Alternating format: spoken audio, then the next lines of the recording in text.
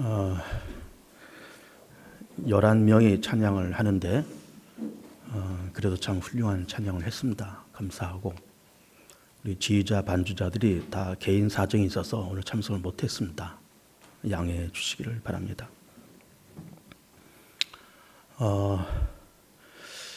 오늘 요한복음 3장 16절 말씀을 가지고 사순절 아버지의 마음이라는 제목으로 말씀을 드립니다. 지금은 우리는 지금 사순절 기간을 지나가고 있습니다. 사순절이라고 하는 것은 우선은 그 부활절 날짜를 먼저 잡습니다. 그 부활절을 이제 어떻게 잡는가 하면은 우선 춘분을 지나야 되고, 그리고 보름을 지나야 되고, 그리고 보름 후 첫 번째 주일을 이제 부활절로 잡아요. 그래서 올해는 4월 17일, 4월 세 번째 주일이 부활주일이 되고 그렇게 이제 지냅니다. 그리고 이 부활주를 기점으로 해서 주일을 뺀 40일 전 이 기간을 사순절 그렇게 지나가요.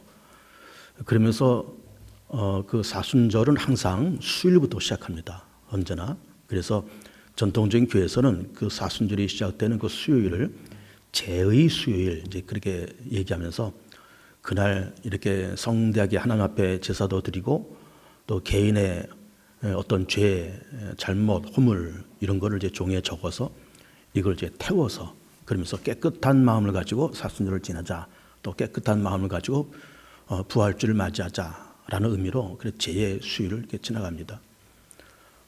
우리 기독교에서 몇 가지 중요한 절기들이 있죠. 중요한 절기는 우선 성탄절, 그리고 또 부활주일, 그리고 추수감사주일, 또 맥주감사주일 이런 거 중요한 절기들이 있어요.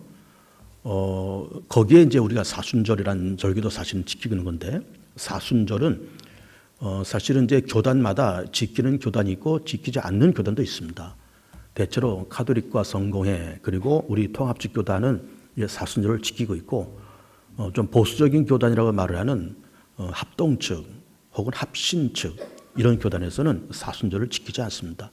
왜 그런가 하면 이제 그 사람들은 그 사순절은 그냥 카톨릭 전통이니까 우리 개신교는 따라갈 필요가 없다면서 그렇게 이제 안 지키는데, 우리 통합적 교단은 이제 사순절을 전통적으로 지킵니다. 그러면서 이 사순절을 이제 왜 이게 사순절을 이렇게 지내는가 하면은 40일 동안에 이제 부활절을 이제 앞에 놓고 경건하게 기도하고 금식하고 구제하고 그러면서 이제 40일 지내자 하면서 사순절을 그렇게 놓고 그렇게 지나가고 있는 겁니다. 그러면서 이제 전통적으로 이제 신실한 이제 기독교인들은 이 사순절 때 뭐 특별히 오락이나 행사나 이런 걸 금하면서 경건하게 말씀 읽고 기도하고 금식하고 구제하면서 이 사순절을 지나가요. 우리 통합적 교단에서도 이 사순절을 지나가긴 하지만은 이제 이 사순절이 항상 봄에 오잖아요. 이게 2월, 3월 혹은 4월 이렇게 항상 봄에 오기 때문에 봄에는 이제 각 집안마다 혹은 뭐 여러 가지 기관마다 행사들이 많은 때입니다. 뭐 집안 행사도 있고 애경사도 있고 다 그래요. 이제 그래서 이제 사순절 기간에 이제 애경사가 겹치면 조금 이제 곤란한 일이 이제 생겨요. 그러나 이제 우리는 뭐 사순절을 이제 지키는 지키지만 그래 애경사를 특히 뭐 금하고 그럴 필요는 없고, 적어도 우리는 이 정도는 지켰으면 좋겠습니다. 뭐 그렇게 사순절 동안 다 그렇게 할 필요는 없지만 저도 고난주간 때만큼, 이제 고난주간 한 주간이에요. 부활주일을 기점으로 해서 그 한 주 전이 종료주일이고, 그 종료주일서부터 이제 부활주일 전 토요일까지 이 한 주간이 고난주간인데, 고난주간 한 주간 정도, 요 정도는 우리가 그 고난주간은 좀 금식도 하고 또 기도도 하고 구제도 하고 말씀도 깊이 읽고, 그리고 가급적 무슨 유흥이나 오락이나 그런 걸 금하고 애경사 같은 거 잘 만들지 말고 그러면서 고난주간을 지나가면 좋겠습니다. 그렇게 여러분들이 이 사순절과 고난주간을 지나가면서 그러면서 이 사순절을 좀 의미 있게 그렇게 보냈으면 이제 좋겠어요. 그러면서 우리 교회는 이제 전통적으로 우리 교회뿐만 아니라 웬만한 통합적 교단과 다른 교단에서는 종료주일 때 이제 세례식을 하고, 그리고 부활주일 때 성찬식을 해요. 이제 우리 개신교에서는 이제 성례전이 두 가지가 있습니다. 첫째는 세례와 그리고 성만찬이에요. 두 가지가 이제 그 성례식이고, 그래서 종료주일 때 세례식, 그리고 또 부활주일 때 성만찬식을 하면서 성례식을 이제 지납니다. 그래서 오늘 이제 주보에다가 광고를 안 냈지만 이제 종료주일 때 이제 세례식도 할 거예요. 근데 여러분들이 요즘 이제 교회 주보를 보면서 좀 주의 깊게 보셨는지 모르겠는데 그 주보에 그 1, 2, 3, 4면, 5면에 뭐라고 되는가 하면 복음이라는 하면서 복음의 내용이 들어있고 그리고 그 밑에 신앙 상식해서 이제 세례에 대한 얘기가 되어 있어요. 이거를 여러분들이 주의 깊게 보시는지 모르겠는데 이게 이런 겁니다. 저를 보세요. 이게 뭔가 하면은 과거 우리 전통적인 세례는 유아 세례가 있고 입교식이 있었고 그리고 성인 세례식이 있었습니다. 그래서 유아 세례는 2살 이하 된 아이들 걔네들이 유아 세례를 주고 걔네들이 크면서 15살, 15살이면 보통 중학교 3학년이에요. 중3쯤 되면 그때 입교식을 하면서 정식 교훈을 받아들였어요. 그리고 또 성인들도 15살 이상 된 분들이 세례 문답을 하면서 세례를 받고 그렇게 합니다.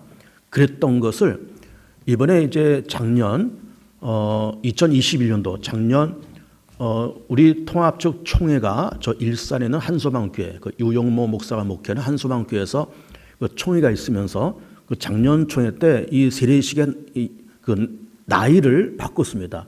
우선 세례식을 3가지로 나눴습니다. 우선 태어나서부터 6살까지 그리고 7살서부터 또 15살까지 또 15살 이상 이렇게 정했어요. 그래서 이게 뭔가 하면은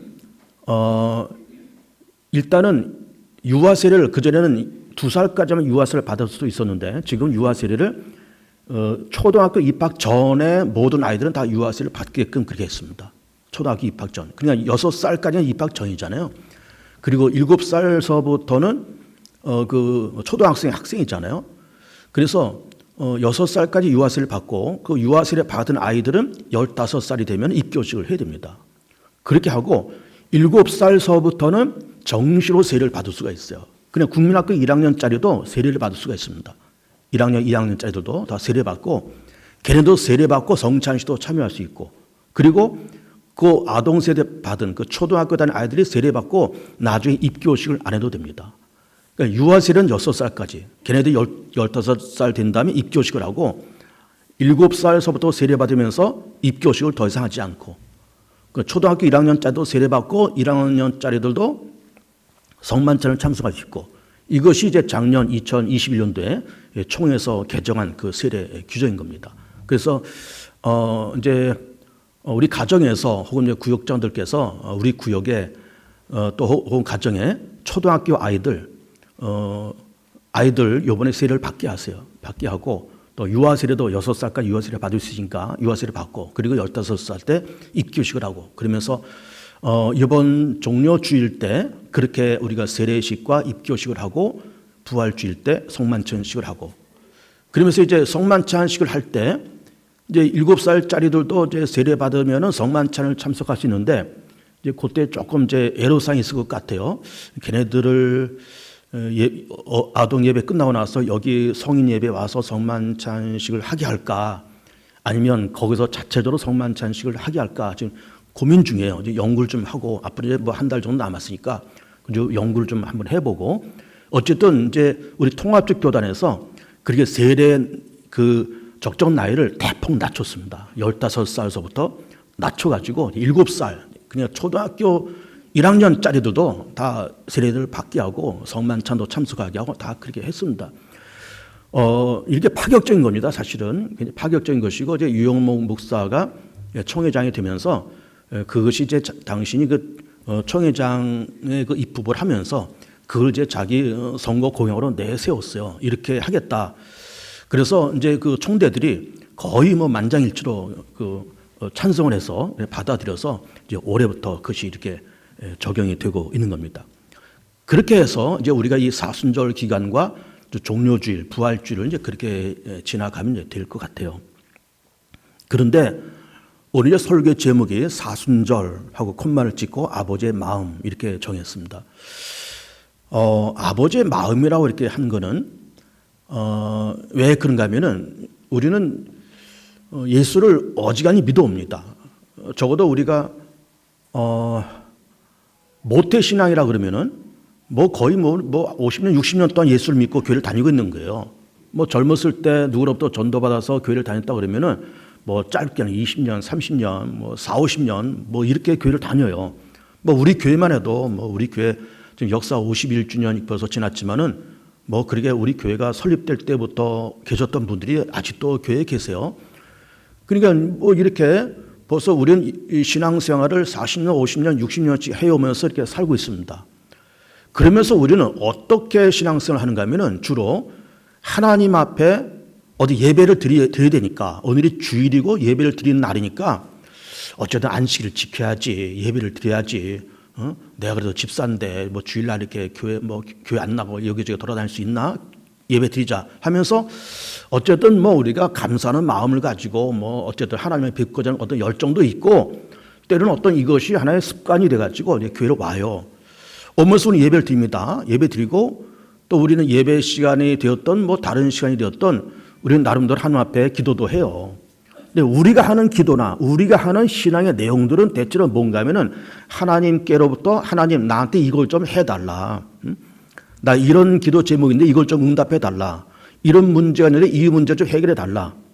그래서 우리는 예수 믿고 하나님을 섬기면서 하나님은 늘 해결자로서 세워놓고 우리는 신앙생활을 해요. 넌 뭘 달라는 겁니다. 뭘 해결해달라. 이것 좀 해달라. 이것 좀 처리해달라. 해결사인 하나님으로 그렇게 우리는 이렇게 합니다.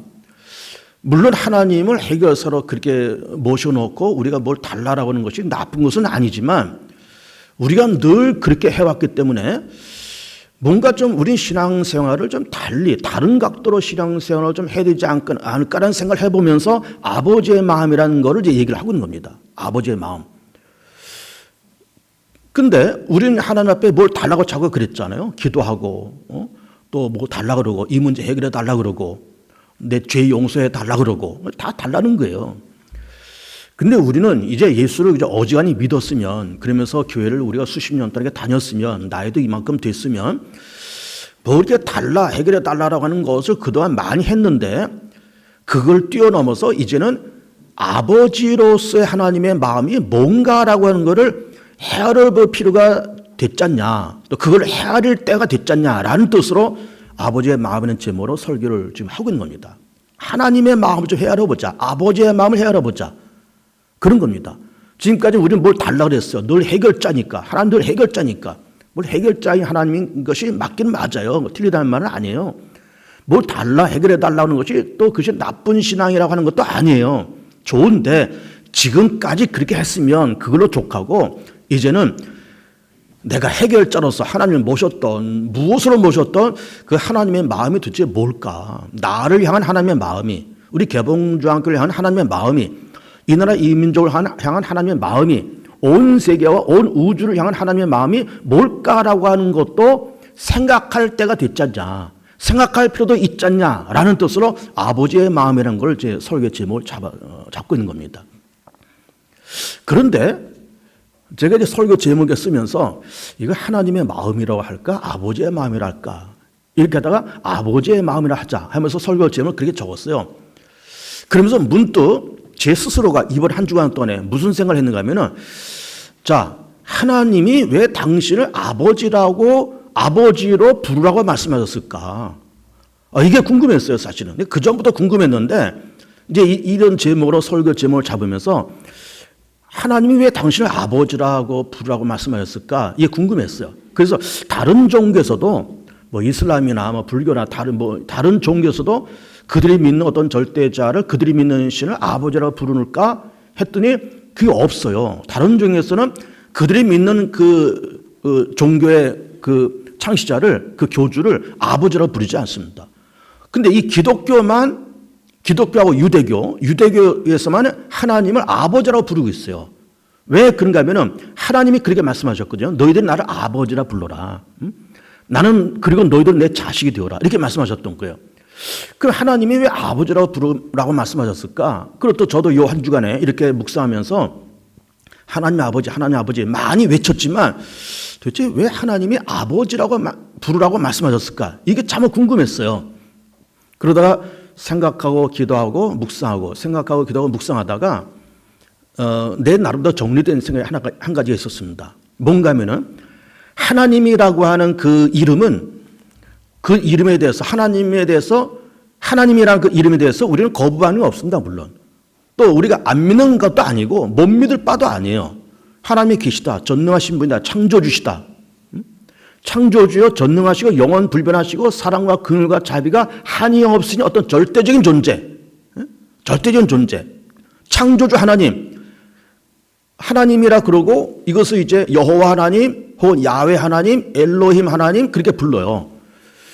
그러면 그 이름이 엘로힘이 되었던 야훼 여호와가 되었던 하나님이 되었던 그 하나님이라고 하는 분을 못 믿을 바도 아니고 안 믿을 바도 물론 아닌데 그렇지만 그 하나님이라고 하는 그 이름 속에는 뭔가 그 존재가 분명히 있고 내가 안 믿을 건 아닌데 내 가슴 속에 내 마음 속에 훅 하고 다가오는 것은 사실 별로 없습니다.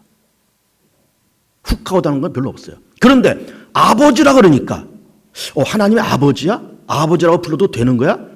아버지라 그러니까 하나님이라는 존재가 내 가슴 속에 훅 하고 다가와요. 훅 하고 다가와요. 예를 들면 여러분 그런 겁니다. 여러분 집에 아이들이 있잖아요. 그럼 아이들 이름이 예를 들어 홍길동이라는 이름이 있다고 쳐보세요. 그러면 우리 아이 이름이 홍길동이야. 그럼 홍길동 다 그래요. 그러다가 아들 홍길동이라는 이름보다 아들 홍길동, 아들이라는 이름을 앞에 붙이면 물론 그 아이가 홍길동이 됐든 아들이 됐든 똑같은 인물이지만은 아들 홍길동 그러면 그 아이의 존재감이 나한테 훅 하고 다가와요. 그러니까는 이름이 좋기는 한데 아버지라고 하는 것은 이름을 뛰어넘어서 뭘 얘기하는 거예요? 관계성을 얘기하는 거예요. 관계성. 홍길동이라는 이름이지만 아들 홍길동 그러면은 그 홍길동과 나와의 관계성이 연결되는 거예요. 하나님은 살아계신 하나님이에요. 전능하신 분입니다. 그걸 우리가 부인하지 않아요. 영원 불변하신 분입니다. 부인하지 않습니다. 못 믿을 바도 아니고 안 믿을 바도 아니에요. 그런데 아버지 하나님 그러니까는 관계가 딱 설정됐잖아요. 하나님은 아버지, 나는 동시에 자녀, 아들, 딸. 하나님이란 존재와 더불어서 뭐가 생겨요? 관계성이 생겨요. 관계성이 생기는 어떻게 돼요? 내 가슴 속에 훅 하고 다가 들어와요. 이게 중요한 겁니다. 하나님이 그래서 나를 하나님이라 불러라, 여호와라 불러라, 엘로힘이라 불러라 라고 말씀하실 수도 있을 것 같은데 나를 아버지라고 부르라는 거예요. 그러면서 하나님이라는 존재가 나와 더불어서 뭐가 생겨요? 관계성이 형성되면서 내 가슴 속에 훅 하고 다가와요. 그러면서 하나님이 머리로만 이해되던 하나님은 전능하시다, 말씀으로 천지를 창조하셨다, 여섯 땅을 만드셨다, 전지전능하시다, 영원 불변하시다, 머릿속만 맴돌던 하나님이 아버지 하나님 그러니까는 어떤 지식적인 하나님으로만 끝난 것이 아니라 이해되는 하나님. 그리고 동시에 또 뭐가 중요한가 하면은 아버지라고 그렇게 부르면서 하나님이 어떤 분인가라고 하는 것이 이해가 되는 거예요. 어떤 분인가. 하나님이 누구냐? 이거는 설명할 수 있어요. 하나님이 계시지. 엘로힘 하나님, 여호와 하나님, 천지 만물을 말씀으로 창조하신 하나님. 이해되고 논리적으로 이해되고 설명도 가능하지만 하나님이 어떤 분이냐라고 했을 때 이거 대답하기가 좀 어렵습니다. 창조하신 하나님인 건 맞는데 어떤 분이지?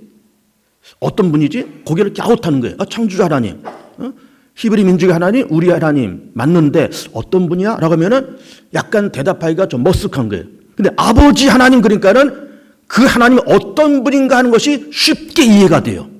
내 가슴속에 들어올 뿐만 아니라 쉽게 이해가 돼요. 왜 쉽게 이해가 될까요? 우리도 아버지이기 때문에 그래요.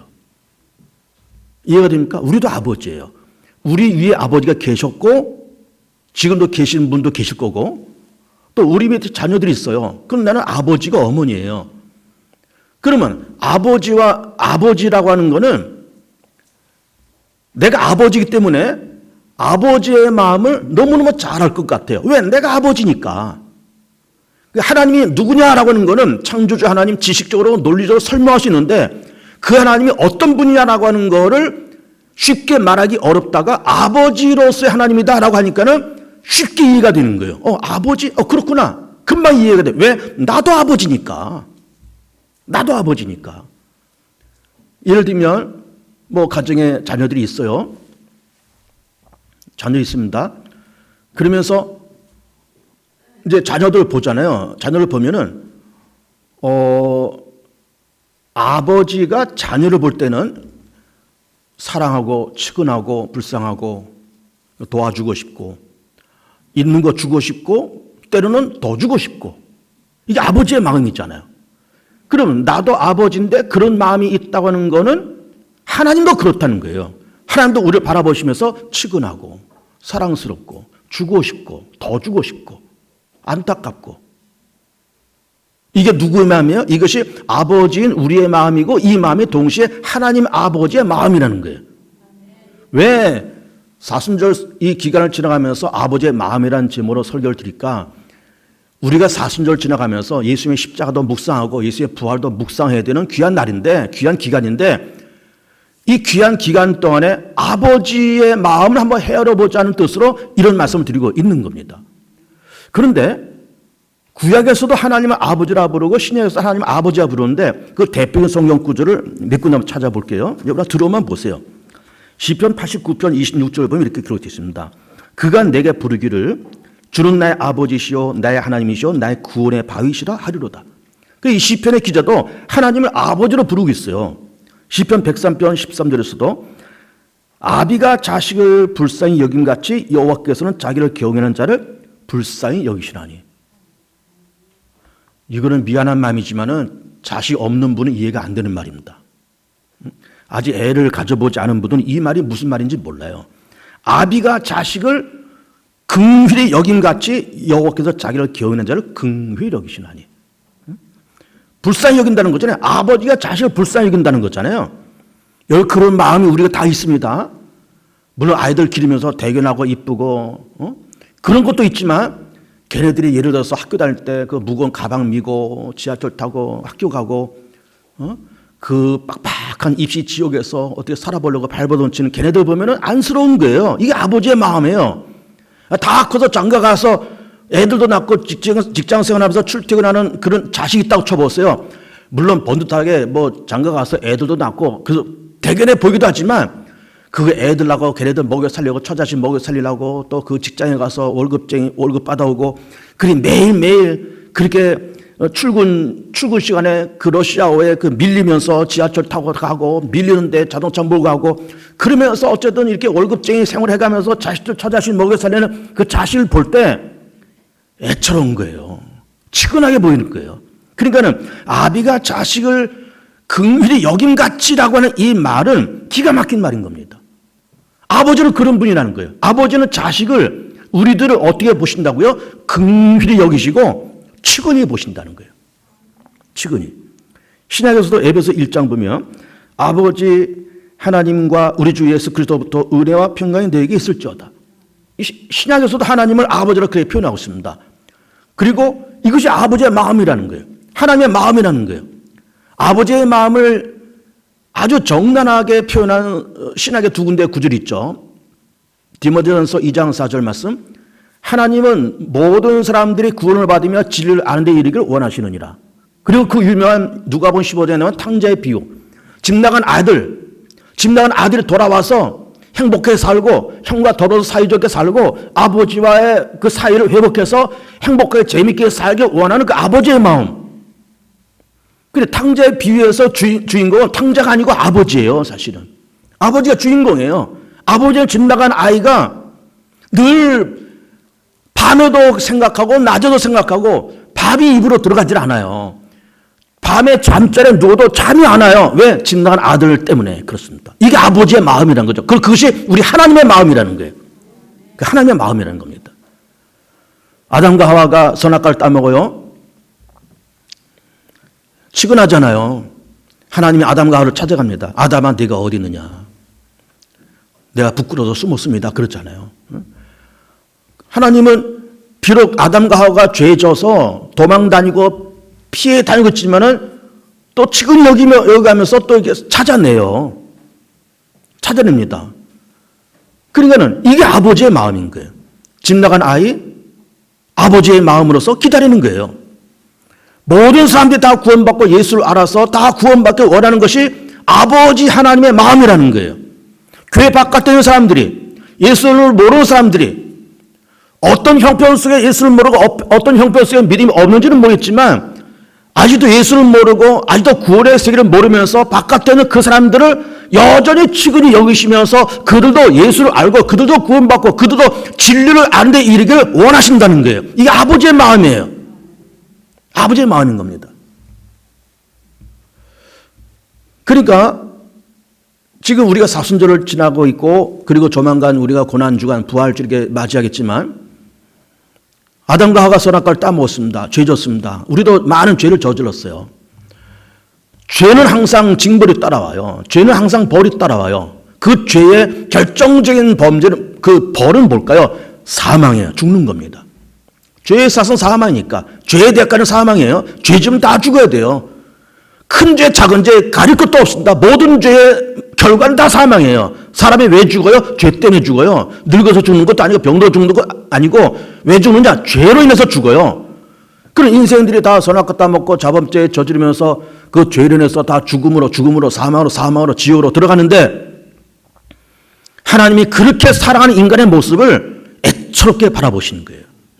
살아가는 것도 어렵잖아요. 힘들잖아요. 여러분 세상 사는 것이 만만해요? 돈 버는 것이 만만합니까? 아이들 낳고 기르는 것이 뭐 만만해요? 절대로 만만치가 않아요. 돈 버는 거 절대로 만만치가 않아요. 그러니 살아가는 것도 만만치 않은 세상에서 그렇게 살아가고 죽어서 또 죄 때문에 죽어야 되고 죄 때문에 또 형벌받아서 지옥에 끌려가고 그런 인간의 모습을 하나님께서 바라보시면서 아비가 자식을 불쌍히 여김 같이 아비 된 하나님이 인류를 불쌍히 여겨서 독생자 보내시고 예수님께서 우리 위해서 십자가 죽으시고 부활하시면서 예수님을 통해서 죄사함의 길을 열어주시고 하나님의 자녀 되는 길을 열어주셨는데 이것이 누구의 마음이라고요? 아버지 된 하나님의 마음이라는 거예요. 아버지 된 하나님의 마음이라는 거예요. 그러니까 우리는 뭐 이제 사순절 지나가고 뭐 종료주일 세례식도 하고 고난주간 뭐 부활절 때 뭐 계란도 나누고 다 그렇게 할 거예요. 응?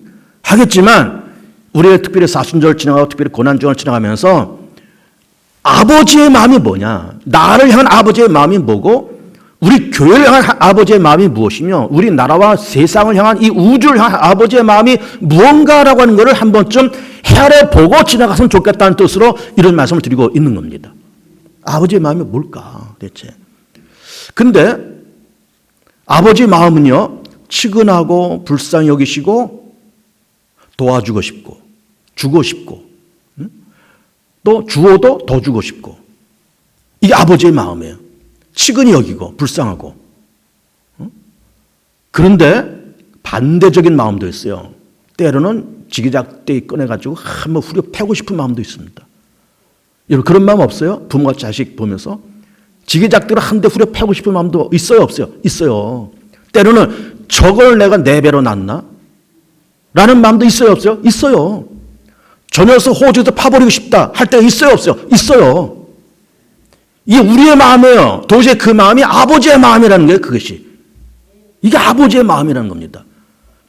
그러니까 우리는 이 세상을 살면서 하나님 앞에 기도하고 뭐 이거 해달라 저거 해달라 이 문제 해결해달라 저 문제 해결해달라 얘기 많이 했습니다. 지금까지. 어지간히 했어요. 그 나쁜 것도 아니고 하지 말라는 말도 아니지만 이제는 우리가 아버지가 나를 향한 마음이 뭘까? 아버지가 우리 개봉주왕교를 향한 마음이 뭘까? 이 대한민국을 향한 마음이 무엇이고 세상과 이 우주를 향한 아버지의 마음이 뭘까라고 하는 것을 한 번쯤 헤아려보고 가자 그 말이에요. 헤아려보고 가자 그 말인 겁니다. 근데 우리 또 핑계를 대죠. 우리 미천한 우리 인간이 전능하신 하나님의 그 마음을 어떻게 알겠어요? 안다 그랬잖아요. 왜? 우리가 아버지니까. 우리가 아버지니까. 아버지가 자식을 보면서 드는 그 모든 생각이 위에 계신 아버지의 마음이라니까요. 위에 계신 아버지가 나를 볼 때 내가 자식을 볼 때 생기는 그 마음이나 아버지가 나를 보면서 생기는 마음이나 똑같다니까요. 이게 하나님의 형상이라니까요. 그게 하나님의 형상이에요. 그게. 하나님의 지음받은 하나님의 형상으로 지음받은 우리는 아버지의 그 성품과 영성과 아버지의 그 판단을 우리도 갖고 있어요. 그래서 그런 마음을 가지고 자식을 보고 그런 마음을 가지고 세상을 보는데 위에 계신 아버지도 그렇다 그 말이에요. 우리 바라보시면서 측은하고 애처롭고 도와주고 싶고 주고 싶고 더 주고 싶고 불쌍히 여기고 측은하고 그런데 때로는 지기작대로 한번 휘어 패고 싶기도 하고 호적에서 한번 빼버리고 싶기도 하고 이게 아버지의 마음이에요. 그러니까는 우리 미천한 인간이 아버지의 마음을 어떻게 알겠냐라고 말하지 마세요. 그건 우리의 핑계예요. 왜 모르니까 다 알죠. 우리가 아버지고 우리가 부모가 자식들 기르면서 몰라요? 아버지의 마음을 몰라요? 다 압니다. 모른다는 건 핑계예요. 우린 그런 핑계제 대지 맙시다 이제. 그런 핑계 대지 말아요. 아버지의 마음이 어떤데요? 우리는 이번 사순절 지나가면서 나를 향한 아버지의 마음이 무엇이고 우리 개봉중학교 세상을 향한 아버지의 마음이 무엇인가라고 하는 걸 한번 해려보는 성숙함이 있었으면 좋겠습니다. 그런 성숙함이. 그래서 아버지의 마음이 그럴 거야. 나를 향한 아버지의 마음이 그럴 거야. 우리 교회를 향한 아버지의 마음이 그럴 거야. 틀림없지 뭐. 그럴 거야. 틀림없다라고 생각하고 그렇게 믿어지면 그게 맞는 거예요. 그게 맞는 겁니다. 그래서 아버지의 마음을 깊이 헤아려드리고 또 그렇게 살아가는 것이 이게 진정한 믿음이에요. 효도가 뭐가 효도예요? 철저히 부모님에게 옷 해드리고 여행 보내드리는 것이 효도일까요? 물론 그런 것도 잘 하세요. 그거 더불어서 더 큰 효도는 뭘까요? 아버지와 어머니의 마음을 읽을 줄 아는 것이 효도예요. 저 어른들의 지금 마음이 뭘까 대체? 저 어른들의 심성이 지금 어떠할까? 저 어른들의 애로사항이 좀 뭘까? 저 어른들이 뭘 갖고 요즘 고민을 하실까? 그래서 어버이의 마음을 헤아릴 줄 아는 것이 이게 진정한 효도고 그것을 깨달을 때 철드는 거예요. 그걸 깨달을 때 철들어요. 근데 기왕하면 그 철드는 것이 좀 빨리 철들었으면 좋겠고요. 진정 부모의 마음을 헤아릴 줄 아는 것이 철드는 것이고 효도고요. 우리도 동시에 하나님의 아버지의 마음을 헤아려 볼 줄 아는 그 성숙한 마음이 있어서 그런 마음을 가지고 이 사순절을 지나가고 그런 마음을 가지고 고난주간을 지나가면서 한층 성숙해 가고 한층 무르익어가는 여러분의 귀한 인생이 다 되기를 축복합니다. 짧게 1, 2분 주님 주의 거룩한 성령 임하셔서